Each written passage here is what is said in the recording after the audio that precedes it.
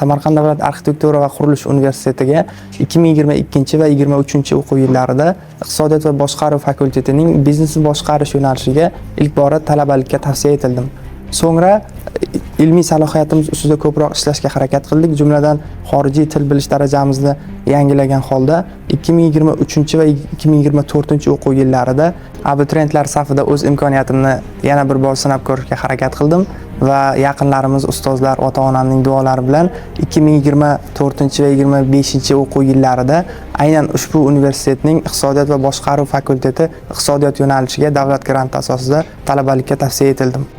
Va bundan so'ng yanada o'sish va o'zimizni yaxshilash maqsadida sohamizga aloqador, ya'ni iqtisodiyotning moliya, buxgalteriya yo'nalishi bo'yicha maxsus kurs ustida ishladik va kurs mobaynida o'z bilimlarimizni mustahkamlab bordik va ustozlarimizning qo'llab-quvvatlovi va ularning maslahatlari bilan o'z ustimizda ishladik va buxgalteriya kursini muvaffaqiyatli yakunlab, ADNS dasturi, jumladan soliq hisobotlarini topshirish, ushbu masalalarda o'z mutaxassisligimiz uchun manfaatli bilimlarni o'zlashtirdik va ADNS sertifikatini qo'lga kiritdim. Ikkinchi yil talabalik baxtiga muyassar bo'lishim hayotimda ko'plab ijobiy tomonlarni o'zim olib keldi.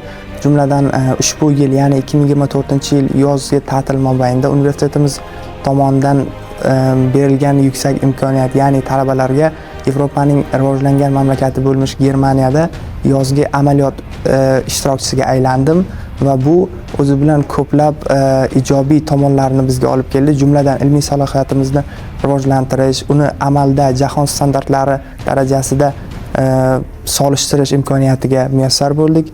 Bundan tashqari Yevropaning ko'plab mamlakatlarini sayohat qilish, ko'plab do'stlar orttirish baxtiga sazovor bo'ldim. Jumladan Germaniya, Fransiya, Lyuksemburg va Shveysariya mamlakatlarining ko'plab joylarini o'z ko'zim bilan ko'rdim.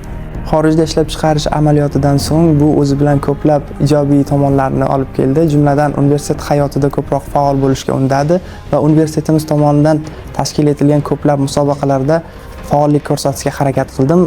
Jumladan Zakovat o'yinlari, Samarqand viloyat oliy ta'lim muassasalari orasida o'tkazilgan debat musobaqasida o'z universitetim sharafini munosib ravishda himoya qilish baxtiga muyassar bo'ldim. Universitetimizning xalqaro bo'limi bilan hamkorlikda jahonning rivojlangan mamlakati bo'lgan Xitoy Respublikasining Pekin poytaxtida o'tkazilgan International Summer School, ya'ni xalqaro yozgi maktab ishtirokchisiga aylandim. Bu olam taassurotlar bilan keldi.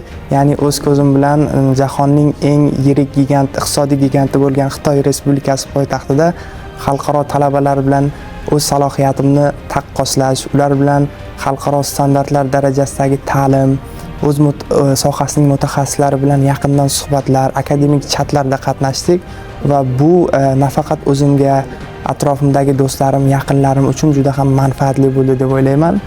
Xorijdan olingan tajribalarimni o'z talaba do'stlarim bilan muhokama qildim, ularga o'rtoqlashdim va savollar yuzasidan professor ustozlarimiz bilan muhokama qildik, kamchiliklar ustida ishladik va bu aynan hozirgi kundagi faoliyatimiz, ya'ni o'z sohamizdagi dolzarb mavzular ustida maqolalar yozishga turtki bo'ldi va talaba do'stlarim bilan bu mavzular borasida jadal ishlar olib bormoqdamiz.